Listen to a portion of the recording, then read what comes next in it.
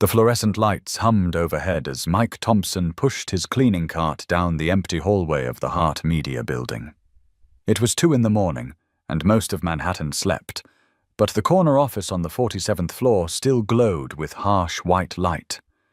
Inside, Elizabeth Hart sat rigid at her mahogany desk, her designer suit wrinkled from another sleepless night, staring at the small figure curled up on the leather couch. 6-year-old Grace hadn't spoken a word in 8 months. Mike paused outside the glass door, watching the CEO's shoulders shake with silent sobs. He'd seen this scene too many times, the powerful woman reduced to helplessness by her daughter's silence. Tomorrow, Elizabeth would offer him something that would change everything. "If you teach her to speak again, I'll give you everything," she would cry.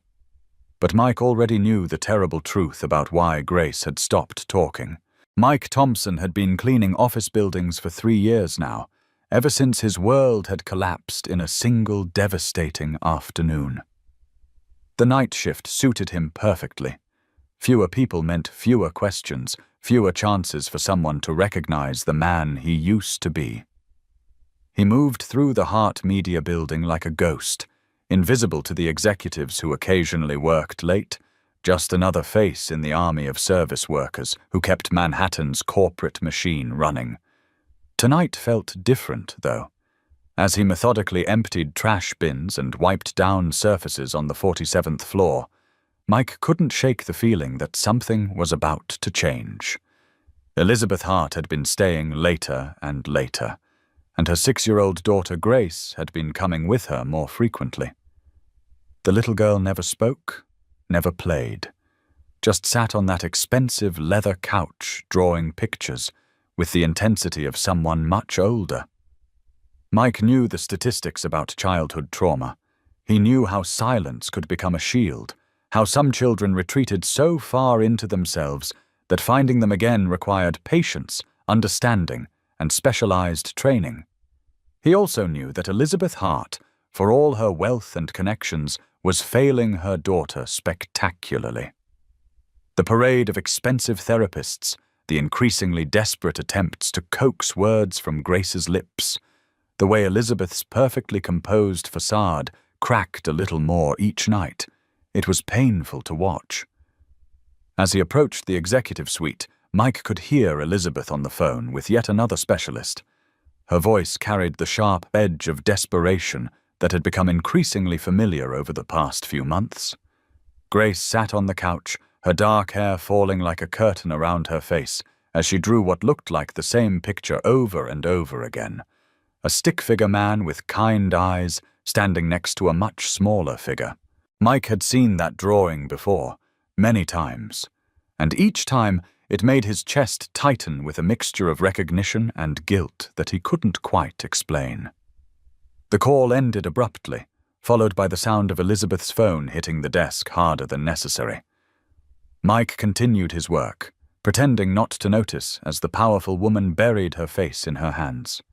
He'd learned long ago that the wealthy preferred their breakdowns to be invisible to the help.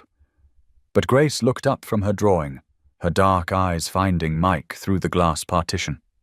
For just a moment, their gazes met, and Mike saw something flicker across the child's face.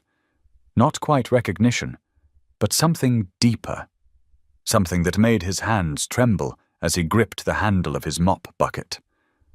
What would happen tomorrow would force Mike to confront not just Elizabeth Hart's desperation, but the carefully buried secrets of his own past.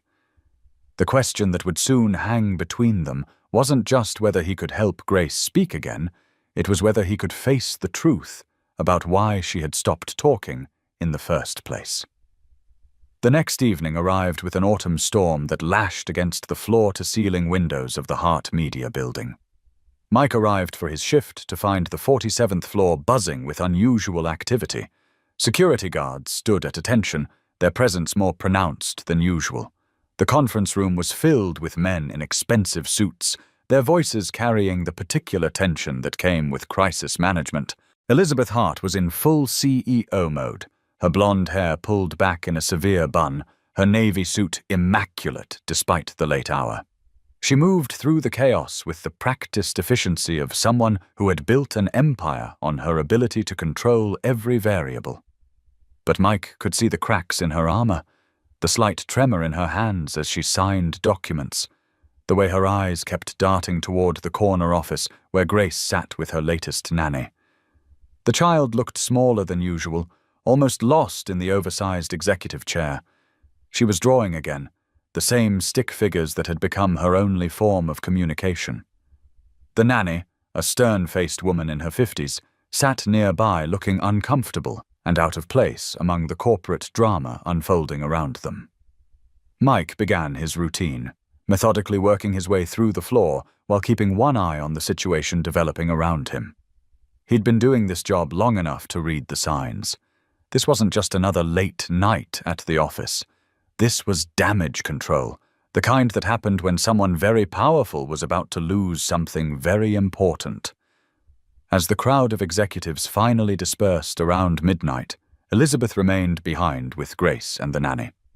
Mike could hear fragments of heated conversation as he worked, something about custody arrangements, about court-mandated evaluations, about Grace's inability to speak being used against Elizabeth in what sounded like a bitter divorce proceeding. "Mrs. Hart," the nanny said quietly, "perhaps we should take Grace home. It's very late, and tomorrow is the evaluation." "No!" Elizabeth's voice was sharp enough to cut glass. "She stays with me. I'm not losing her, too." Mike paused in his work, pretending to clean the same spot on a desk while listening to the conversation unfold. Through the glass partition, he watched as Elizabeth knelt beside Grace's chair, her perfectly composed facade finally cracking completely. "Please, baby," she whispered, her voice breaking. "Just one word. Anything. Show them that you're okay, that Mommy can take care of you."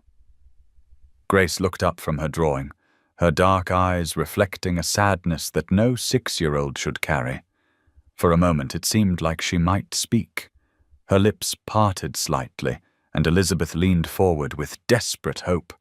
But then Grace simply returned to her drawing, adding another figure to her endless collection of stick people. Elizabeth's sob echoed through the quiet office space, a sound of such raw pain that Mike had to steady himself against the desk. The nanny reached out to comfort her employer, but Elizabeth pulled away, wrapping her arms around herself as if trying to hold the pieces together through sheer force of will. That's when Elizabeth noticed Mike watching. Their eyes met through the glass, and for a moment, neither of them moved. Mike saw her take in his presence, really see him for perhaps the first time, despite his 3 years of invisible service.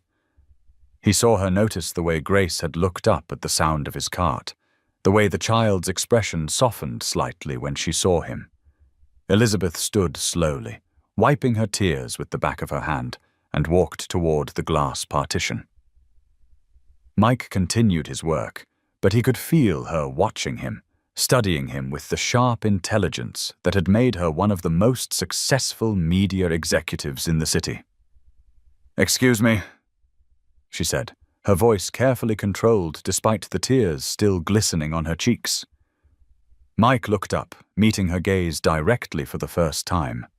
Up close, he could see the exhaustion etched in every line of her face, the desperate hope warring with resignation in her eyes. "Yes, Mom? You've been working here for a while, haven't you? I've seen you around?" 3 years, Mike replied quietly. Elizabeth glanced back at Grace, who had stopped drawing and was watching their interaction with unusual interest. My daughter notices you. I've seen her watch you work. You seem to have a calming effect on her." Mike felt something cold settle in his stomach. This conversation was heading somewhere he wasn't prepared to go. "She's a sweet kid," he said carefully. "Sweet kids don't stop talking for 8 months," Elizabeth said, her voice bitter. "Sweet kids don't watch their mothers fall apart and refuse to help." She paused, studying Mike's face with an intensity that made him want to disappear entirely. "But there's something different about the way she responds to you." The silence stretched between them, filled with the weight of unspoken questions and careful boundaries. Mike could feel the moment crystallizing around them, could sense that whatever happened next would change everything. "I have a proposition for you," Elizabeth said finally, her voice dropping to barely above a whisper. "I know this sounds crazy, and I know you're just the cleaning guy, but I'm desperate. My ex-husband is trying to prove I'm an unfit mother, and Grace's silence is his strongest piece of evidence. Tomorrow there's an evaluation that could determine whether I lose custody of my daughter." Mike's hands tightened on the handle of his mop, his knuckles going white. "Mrs. Hart, I don't think... If you can help her..." Elizabeth continued, her voice gaining strength with each word. "If you can find a way to get her to speak again, I'll give you everything. Money, a new job, anything you want. I'll set you up for life." Behind her, Grace had abandoned her drawing entirely and was watching them with an intensity that made Mike's chest tighten. There was something in the child's eyes, not quite recognition, but something deeper, something that suggested she understood more about this conversation than anyone realized. "I'm not a therapist," Mike said quietly, but even as the words left his mouth, he could feel himself wavering. There was something about Grace, something about the way she looked at him, that pulled at memories he'd spent 3 years trying to bury. "I don't care what you are," Elizabeth said fiercely. "I care about what you might be able to do. Will you at least try?" The question hung in the air between them, heavy with implications that none of them fully understood yet. Mike looked at Grace, saw the way she was watching him with those dark, knowing eyes, and felt the careful walls he'd built around his past beginning to crumble. What Elizabeth Hart didn't know, what no one in this building knew, was that Mike Thompson had once been Dr. Michael Thompson, one of the most respected child psychologists in New York. What she didn't know was that he had treated Grace before, back when she was just 3 years old, and he was still the man who believed he could save every broken child who walked into his office. What she didn't know was that Grace had stopped talking because of him. Mike looked at Elizabeth's desperate face, at Grace's silent plea hidden behind carefully guarded eyes, and made a decision that would force him to confront the ghosts he'd been running from for 3 long years. Tomorrow, he would begin the most important case of his life, the one that might finally offer him a chance at redemption. But first, he had to find the courage to face the truth about what had really happened in his office on that terrible afternoon when his world had collapsed and a little girl's voice had been lost forever. The real question wasn't whether he could help Grace speak again. It was whether either of them could survive the truth about why she had stopped. Mike spent the rest of his shift in a daze, going through the motions of cleaning while his mind raced through memories he'd spent years suppressing. By the time he finished and headed home to his small apartment in Queens, the sun was beginning to rise over Manhattan, painting the sky in shades of pink and gold that reminded him of mornings when the world had been simpler, when he'd been a different man entirely. His apartment was a study in careful anonymity, generic furniture, no personal photographs, nothing that connected him to the life he'd once lived. The only exception was a single cardboard box hidden in the back of his bedroom closet, filled with the remnants of his former career. As dawn broke fully outside his window, Mike found himself standing in front of that closet, his hand hovering over the box he hadn't opened in over a year. Inside were his diplomas, his license, now revoked, newspaper clippings from his fall from grace, and a thick file marked Grace Elizabeth Hart Morrison. His hands shook as he opened the file and saw the familiar handwriting of his former self, documenting sessions with a bright, talkative 3-year-old who had been brought to him by her mother following her parents' messy divorce. The notes painted a picture of a child struggling to process the upheaval in her young life, but responding well to therapy. Grace had been one of his success stories, a little girl who had learned to articulate her feelings and fears with remarkable clarity for someone so young. The final entry, dated 3 years and 4 months ago, was brief but optimistic. Patient showing excellent progress. Recommend reducing sessions to monthly check-ins. Recovery appears complete. But Mike knew there were no more entries because everything had fallen apart the very next week. The scandal that had destroyed his career, the accusations that had left him a broken man pushing a mop cart through empty office buildings, the terrible irony that the child he had once helped was now suffering in silence while he cleaned the floors beneath her feet. The phone call came at 7:30 in the morning, Elizabeth's voice tight with controlled panic. "Mr. Thompson, I know this is short notice, but could you come in early today? Grace, something's happened."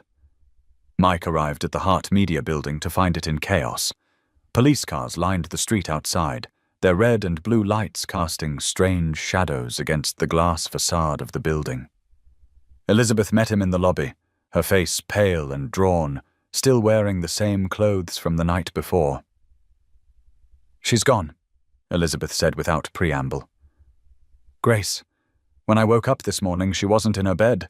Security footage shows her leaving the building around 6 a.m., but no one knows where she went." Mike felt his blood turn to ice. "Have you called the police?" "They're here now," Elizabeth said, gesturing toward the elevators where officers were moving with purposeful urgency. "But they keep asking about her mental state, about why she doesn't speak. They think—" Her voice broke. "They think she might have hurt herself." The elevator ride to the 47th floor felt like an eternity. Mike's mind raced through possibilities, each one worse than the last. Grace was only 6 years old, traumatized and silent, alone somewhere in a city that could be cruel even to adults who knew how to ask for help. The executive floor had been transformed into a command center. Police officers interviewed staff members, security guards reviewed footage on multiple monitors, and Elizabeth's assistant fielded phone calls from search coordinators and media outlets who had somehow already gotten wind of the story. "Mrs. Hart." A detective approached them as they stepped off the elevator. He was a tired-looking man in his 50s with kind eyes and the patient demeanor of someone who had seen too much. "We've reviewed all the security footage. Your daughter left through the parking garage at 6:07 this morning. She appeared to be moving with purpose, not wandering aimlessly." "What does that mean?" Elizabeth asked. "It means she had a destination in mind," the detective replied gently. "Children her age don't usually travel far from familiar places when they're upset. Is there anywhere she might go? Somewhere that feels safe to her?" Elizabeth looked helpless, her usual command and control stripped away by circumstances beyond her influence. "She doesn't talk," she said quietly. "I don't know what makes her feel safe anymore." Mike found himself speaking before he could stop himself. "The park." Both Elizabeth and the detective turned to look at him. "Excuse me?" the detective said. "Central Park." Mike continued, his voice growing stronger. "There's a playground near the reservoir, the one with the old wooden castle. Kids who are scared sometimes go to places that remind them of fairy tales, of stories where everything turns out okay." The detective studied Mike's face carefully. "You seem to know a lot about how children think when they're in crisis." Mike felt Elizabeth's eyes on him, saw the questions forming in her expression. I have a son," he said, which was true, even if Danny was dealing with his own challenges and living with Mike's sister upstate. "You learn to think like them." What he didn't say was that the playground near the reservoir was exactly where he would have told Grace to go if she ever felt unsafe, back when he was her therapist and they were working through scenarios about what to do when the adult world became too overwhelming. The detective nodded. "It's worth checking. Officer Martinez, can you coordinate with Central Park Security?" As the police mobilized their search efforts, Elizabeth grabbed Mike's arm. "Come with me," she said. "If you're right about the park, if she's really there, she might respond to you. You said she notices you, that she seems comfortable around you." Mike wanted to refuse, wanted to maintain the careful distance he'd constructed between his past and present selves. But the desperation in Elizabeth's voice, combined with the growing certainty that he knew exactly where Grace had gone and why, made it impossible to walk away. The ride to Central Park passed in tense silence. Elizabeth's driver navigating through morning traffic with the urgency of someone racing against time. Mike stared out of the window at the familiar streets of Manhattan, remembering other drives to the park years ago when he'd been a different man with a different purpose. They found Grace exactly where Mike had predicted, sitting on a bench near the wooden playground castle, still wearing her pajamas and small pink slippers. She looked impossibly small against the vast expanse of the park, a tiny figure surrounded by the early morning joggers and dog walkers who formed the rhythm of city life. Elizabeth started toward her daughter, but Mike caught her arm. "Wait," he said quietly. "Let me—" He approached Grace slowly, the way he'd been trained to approach traumatized children years ago. She looked up as he got closer, and for the first time since he'd started working at Heart Media, she smiled.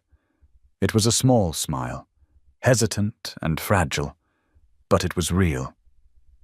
"Hey there, Grace," Mike said softly, settling onto the bench beside her, but maintaining careful distance. "Pretty cold morning for a walk in the park?"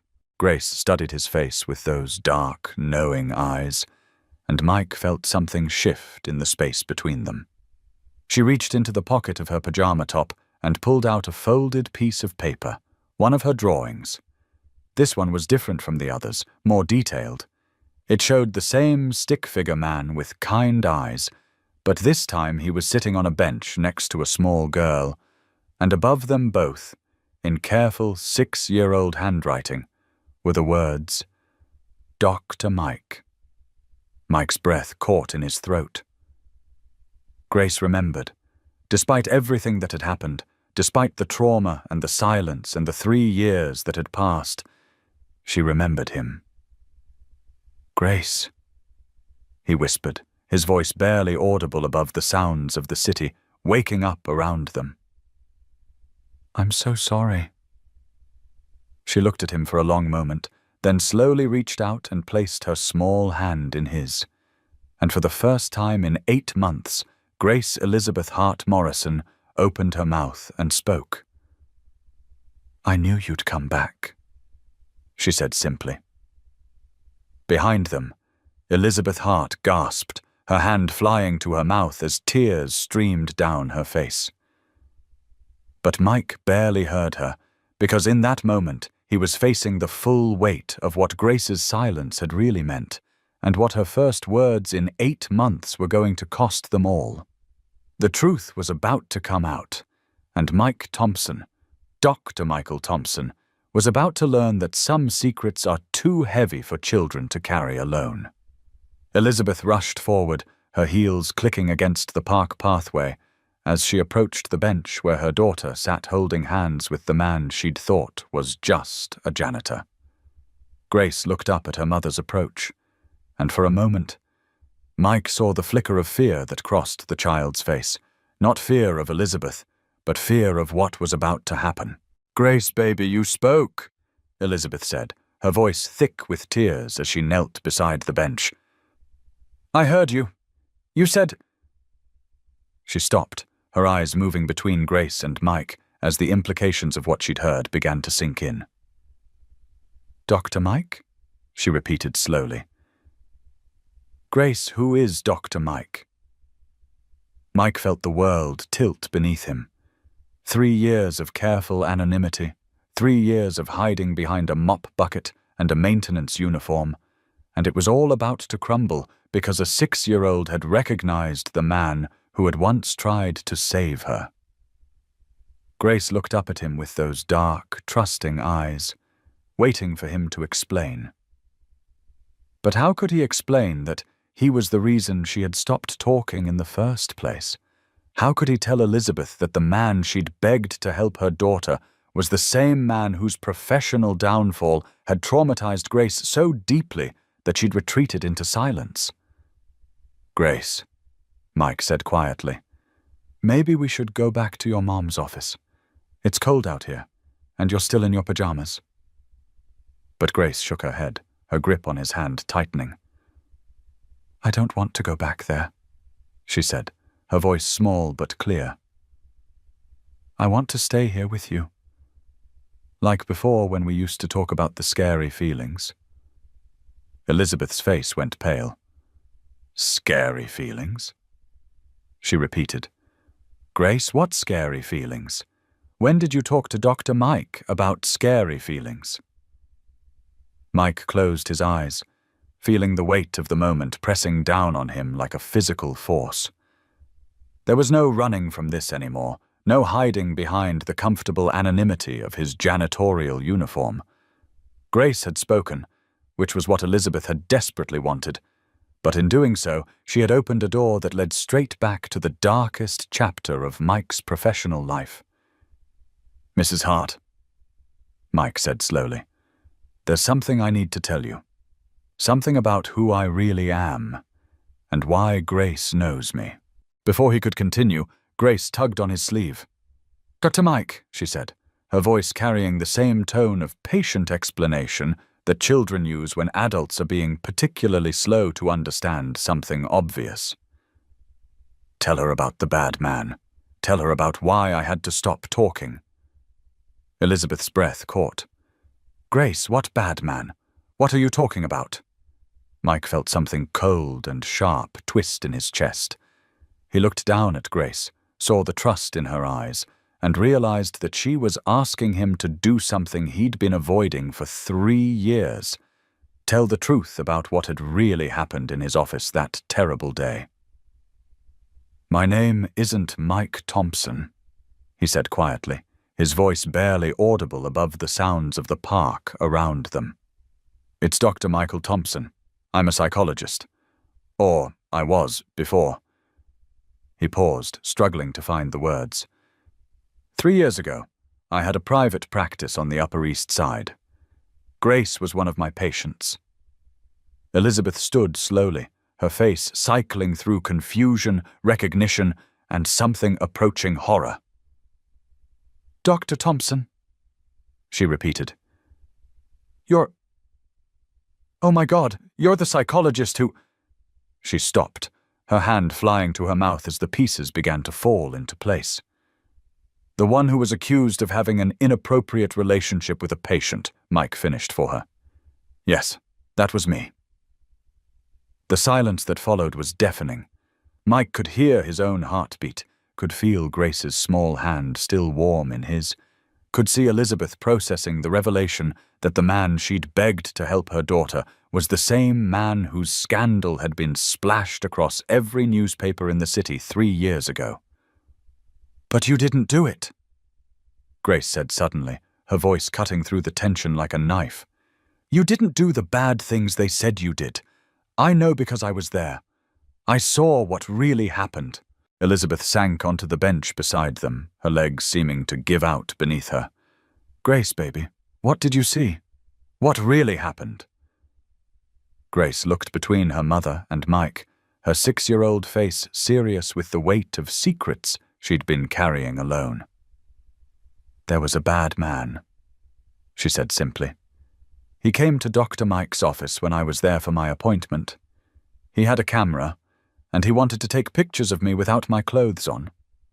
Dr. Mike tried to stop him, but the bad man said mean things about Dr. Mike, said he would tell lies about him if Dr. Mike didn't let him take the pictures."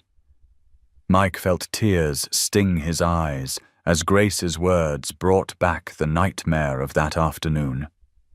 Richard Morrison, Elizabeth's ex-husband, had somehow gained access to Mike's office building during one of Grace's sessions. What had followed was a confrontation that had destroyed Mike's career and apparently left Grace so traumatized that she'd stopped speaking entirely.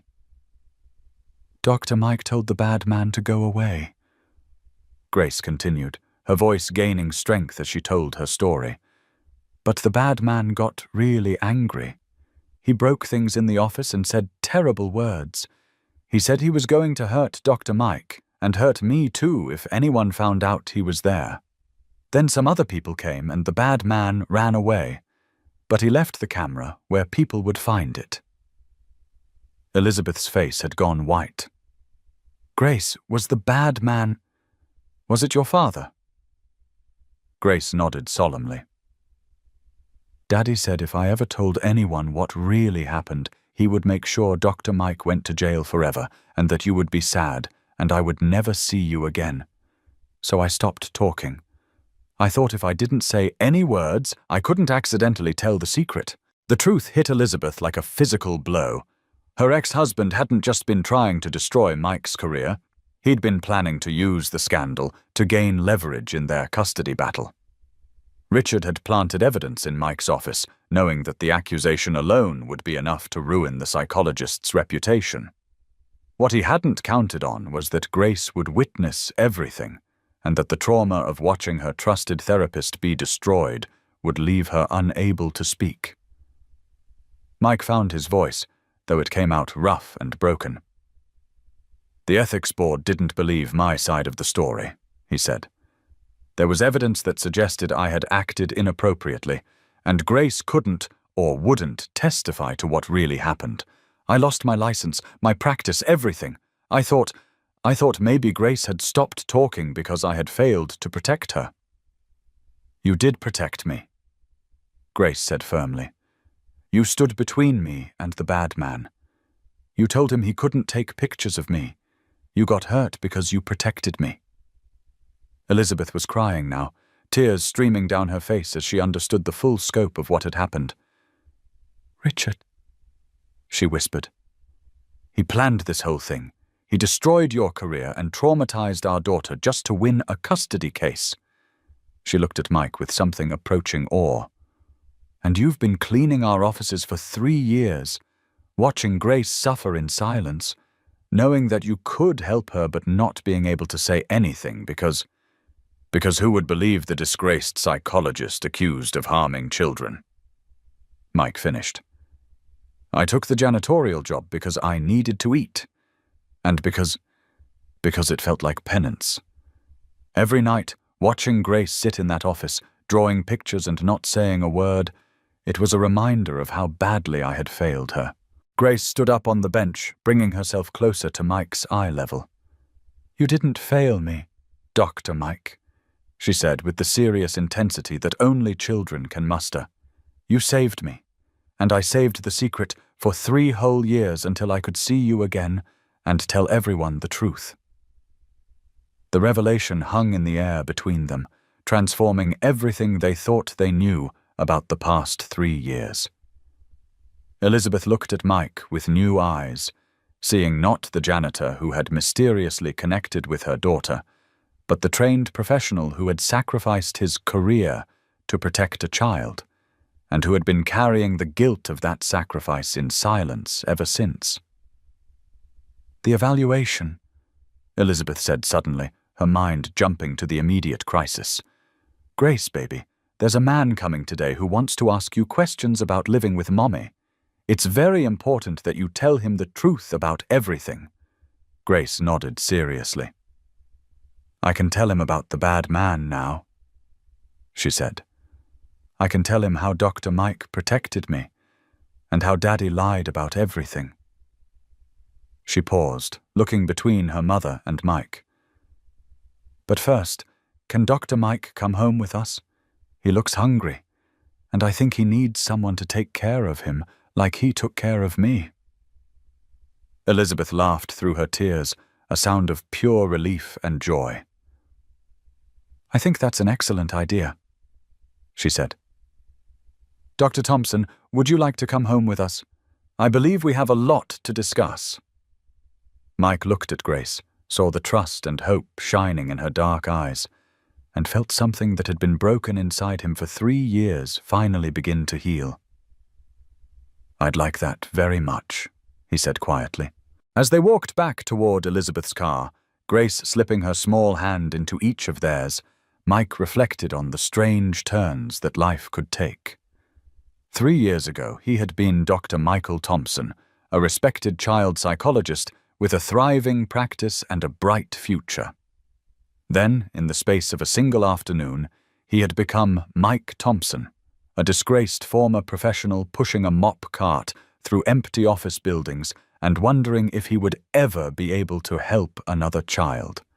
Now, thanks to the courage of a 6-year-old who had carried a terrible secret for 3 years, he had a chance to reclaim not just his reputation, but his purpose. Grace had found her voice again, but more than that, she had found the strength to speak a truth that would free them both from the shadows of the past. The custody evaluation that afternoon was unlike anything the court-appointed psychologist had expected. Instead of a silent, traumatized child unable to communicate her needs, he found Grace Elizabeth Hart Morrison sitting calmly in her mother's office, speaking clearly and confidently about the events that had shaped her young life. "The bad man is my father," Grace explained to the evaluator, her voice steady, despite the weight of what she was revealing. "He came to Dr. Mike's office and tried to hurt me, but Dr. Mike wouldn't let him. Then the bad man told lies about Dr. Mike and made him lose his job.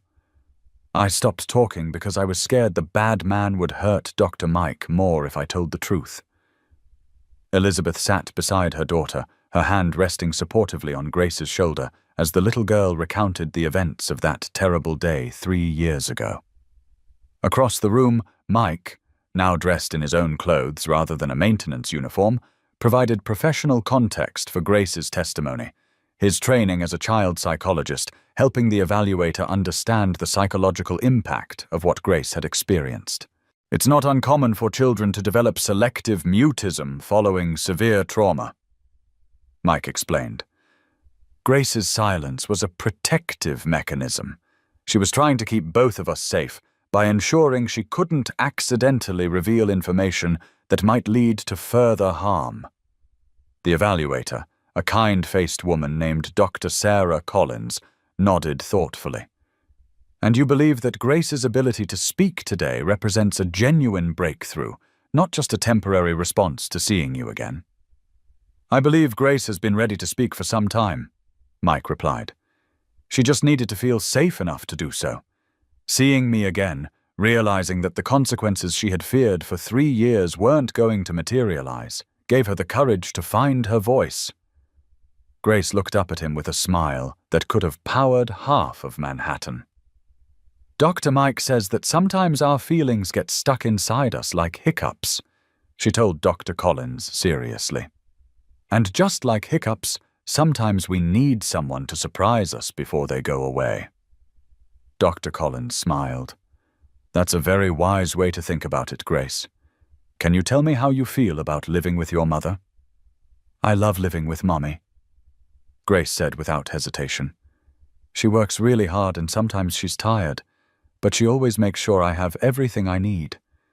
And now that Dr. Mike is back, I think she won't be so worried all the time." The evaluation continued for another hour, with Grace answering questions about her daily routine, her relationship with both parents, and her feelings about the various changes in her life. Her responses were thoughtful, age-appropriate, and painted a clear picture of a child who, despite her trauma, had formed secure attachments and felt safe in her mother's care. When Dr. Collins finally closed her notebook and prepared to leave, she paused to address Mike directly. "Dr. Thompson, I assume you'll be resuming your therapeutic relationship with Grace?" Mike glanced at Elizabeth, who nodded encouragingly.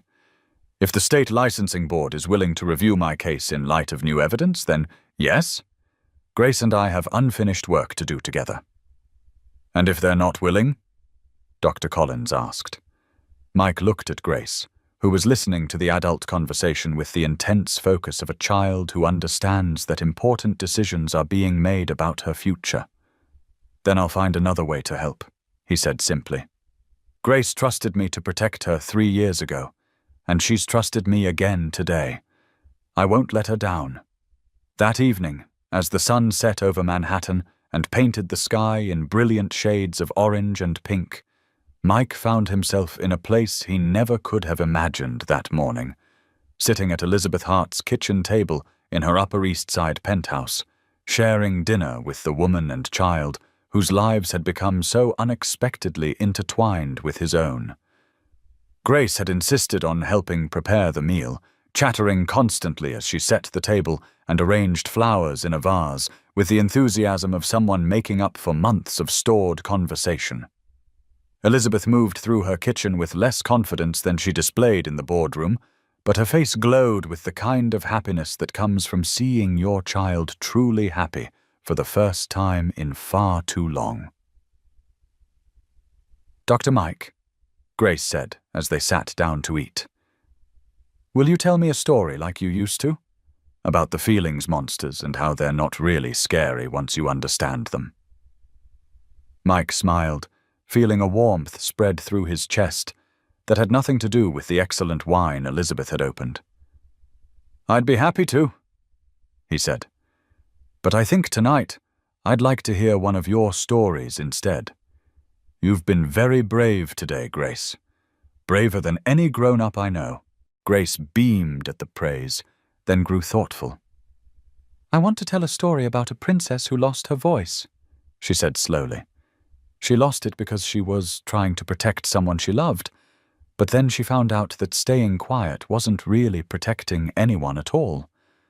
So she found her voice again, and when she did, she discovered that the people she loved had been looking for her voice too, because they needed to hear what she had to say.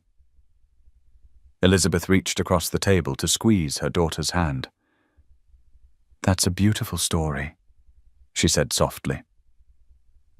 "It has a happy ending," Grace continued, "because the princess realizes that she's stronger when she uses her voice than when she hides it. And the people who love her are stronger too, because they don't have to worry about her anymore." Mike felt tears prick at his eyes as he listened to Grace's story, recognizing in it not just her own journey back to speech, but a wisdom about trauma and healing that many adults never achieve. This little girl, who had carried such a heavy secret for so long, understood something fundamental about the power of truth and the importance of being heard. "You know what I think?" Mike said when Grace finished her story. "I think that princess is going to grow up to help other people find their voices too." Grace nodded seriously. "That's what I want to do when I grow up. I want to be like Dr. Mike and help kids who have scary feelings."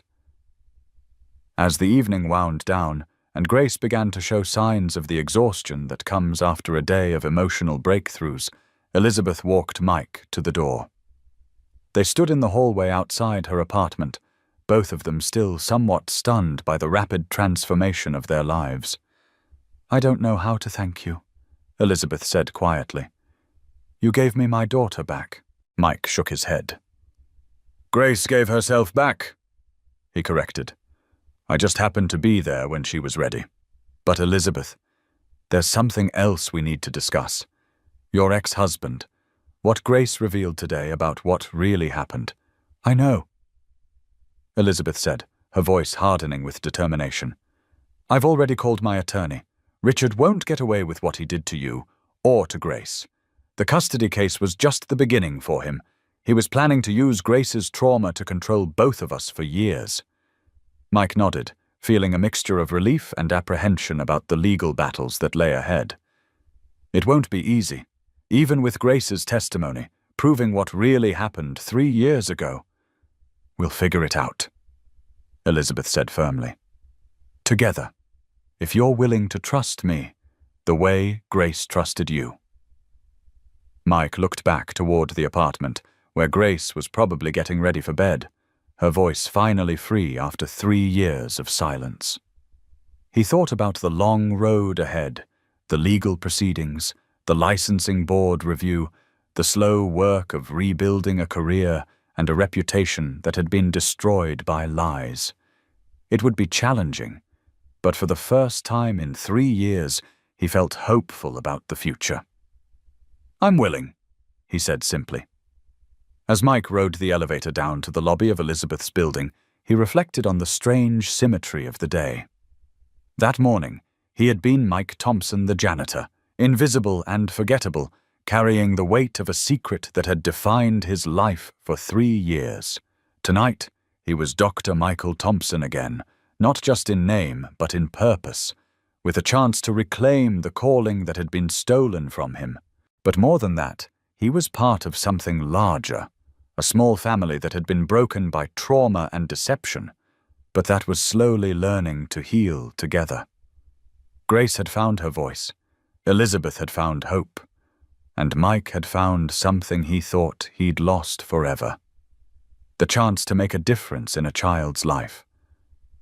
The real miracle wasn't that Grace had spoken again, though that was remarkable enough. The real miracle was that in breaking her silence, she had freed all of them from the prison of secrets and lies that had defined their lives for far too long. As Mike stepped out into the cool Manhattan evening, he looked up at the lights of the city, stretching endlessly in all directions, and for the first time in 3 years, he felt like he belonged in the world again. Tomorrow would bring new challenges, but tonight, he was exactly where he needed to be, walking home under the stars, carrying with him the sound of a little girl's laughter and the promise of better days ahead. The story of Dr. Mike and Grace was far from over, but tonight marked the end of the silence and the beginning of something new, something better, something that proved that sometimes the most important words are the ones we're brave enough to speak after we've been quiet for far too long.